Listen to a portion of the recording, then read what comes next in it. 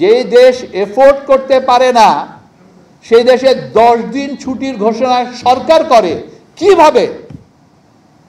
How could it be possible?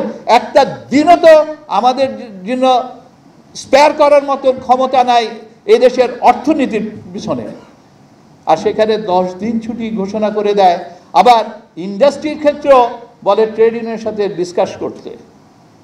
What a government! Is it a government? জিন্দা লাশ হিসাবে আসলে আজকে এই সম্মেলনে দাঁড়িয়েছি। ওয়ারাজ সিঙ্গাপুর হতে গেলে 33% জিডিপি লাগে, আর এখন আমাদের জিডিপি এসে দাঁড়িয়েছে 3.9%-এ। আনএমপ্লয়মেন্ট ধুপ করে নেমে যাচ্ছে। আনএমপ্লয়মেন্ট দাঁড়িয়ে গেছে অলরেডি 26 লক্ষ ক্রস করেছে, এবং তাও আবার শিক্ষিত বেকার। ইন্ডাস্ট্রিগুলি কি করছে? ইন্ডাস্ট্রিগুলি কিন্তু ধৈর্য ধরছে, সরকারকে বোঝানোর চেষ্টা করছে, সেমিনার করছে। অ্যাট দ্য এন্ড আমরা কি দেখলাম? কতগুলি আশার বাণী এই হয়ে যাচ্ছে, ওই হয়ে যাচ্ছে। ইভেন 7ই মে আমাদেরকে এনার্জি মিনিস্টার ইনভাইট করলো ব্যবসায়ী লিডারদেরকে। আমরা বলার আগেই উনি কিন্তু আমাদেরকে প্রেজেন্টেশন দিল কিভাবে গ্যাস ইন্ডাস্ট্রিতে দেওয়া যায়, এবং industry is a priority for the government. এটা প্রথমে বললো। আমাদেরকে বলা হলো আমরা কিছু গ্যাস, আমরা কিন্তু বলেছি যে আপনারা জোন পর্যন্ত আমরা ভাগ করে দিয়েছি, গাজীপুর, আশুলিয়া, নারায়ণগঞ্জ, এরকম করে, যে এখানে আপনারা যদি 150 থেকে 200 MFCPA দেন তাহলে কিন্তু ইন্ডাস্ট্রিগুলি কিন্তু সার্ভাইভ করতে পারে। ওনারা বলল যে আমরা এই মুহূর্তেই 150 MFCPA দিয়ে দিচ্ছি, আরও 100 MFCPA আমাদের এডিশনাল কার্গো আমরা ইম্পোর্ট করছি, সেটাও 22 তারিখের মধ্যে, মে মাসের 22 তারিখের মধ্যে চলে আসবে। আর এই 150 ওই 2-3 দিনের মধ্যে কিন্তু আমরা লাইনে দিয়ে দিচ্ছি। আনফর্চুনেটলি আমরা কি দেখলাম? সেটা তো হলোই না। এবং পেট্রোবাংলার সাথে যখন আবার চেক করা হলো 7-8 দিন পরে, ওনারা বলল যে আমরা তো 50 MFCPA দিয়েছি, আমরা তো টোটাল 150। আপনারা সাংবাদিকরাই কিন্তু উইটনেস ছিলেন সেদিন, সে সংবাদ সম্মেলনে কিন্তু এই কথা বলেছে। এই হলো ইন্ডাস্ট্রির দিকে সরকারের অ্যাটেনশন দেওয়া। দেখেন, ব্যাংকের ইন্টারেস্ট রেট বেড়েছে, গ্যাসের কারণে ইন্ডাস্ট্রিগুলি 60%-এর বেশি প্রোডাকশন কেউ করতেও পারছে না গত 7-8 মাস ধরে। গত 7-8 মাস কেন, গত 1.5 বছর ধরে। ব্যাংক, বাংলাদেশ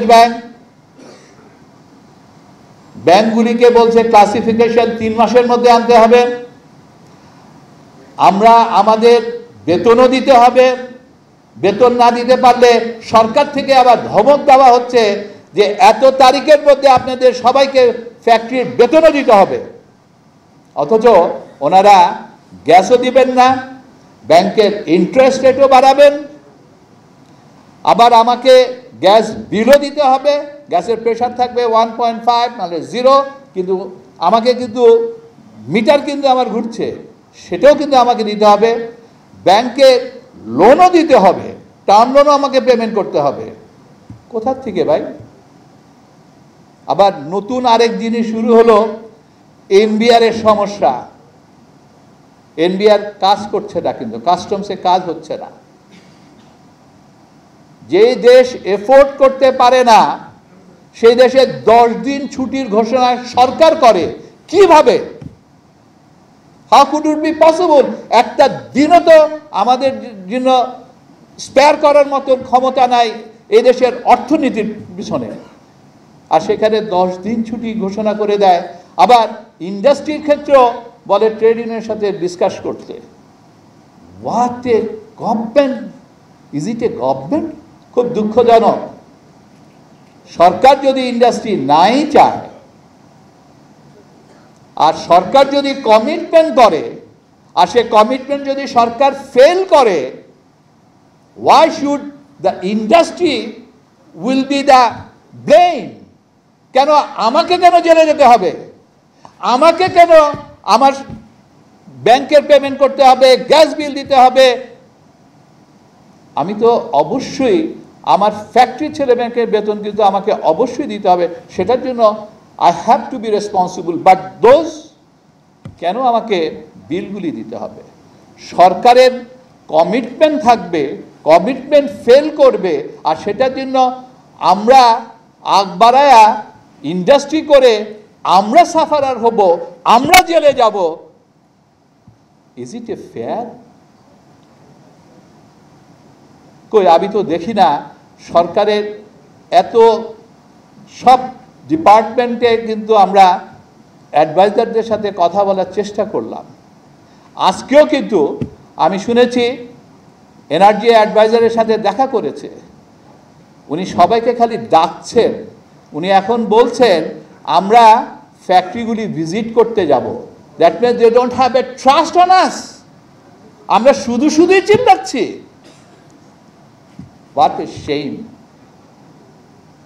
এই যদি সরকারের ইন্ডাস্ট্রি অর্থনৈতিক কর্মকাণ্ড যারা ঘোরাচ্ছে, আজকে টেক্সটাইল গার্মেন্টস ইন্ডাস্ট্রি, এগুলির জন্যই তো আজকে এই এমপ্লয়মেন্টগুলি ক্রিয়েট হয়েছে। আপনার সাংবাদিক ভাই বোনেরা, আপনারা যখন আমাদেরকে প্রশ্ন করেন যে কি অবস্থা, এনার্জি কি ইমপ্রুভমেন্ট হলো, আপনারা কি করছেন, আপনাদের আসলে ব্যবসা কেমন চলছে, আপনারই উত্তর দেন দেখি। আপনারা তো সবার সাথে মিশছেন। বাংলাদেশে এই মুহূর্তে আরও কি যে জিনিসগুলি ঘটতে যাচ্ছে খেয়াল করে দেখেন তো। চিটাগং পোর্টে কাস্টম যখন কাজ করছে না, চিটাগং পোর্টে এখন জাহাজও ভিড়তে কিন্তু সমস্যা হচ্ছে, বিকজ মাল ক্লিয়ার হচ্ছে না। আবার এদিকে ওনারা ড্যামারেজ বাড়িয়ে দিচ্ছেন 4 টাইমস। What a fun! এই করে কিভাবে ইন্ডাস্ট্রি সার্ভাইভ করবে? আমরা এই জন্য বলি যে আমরা কতগুলি এখন জিন্দা লাশ হিসাবে আসলে আজকে এই সম্মেলনে দাঁড়িয়েছি।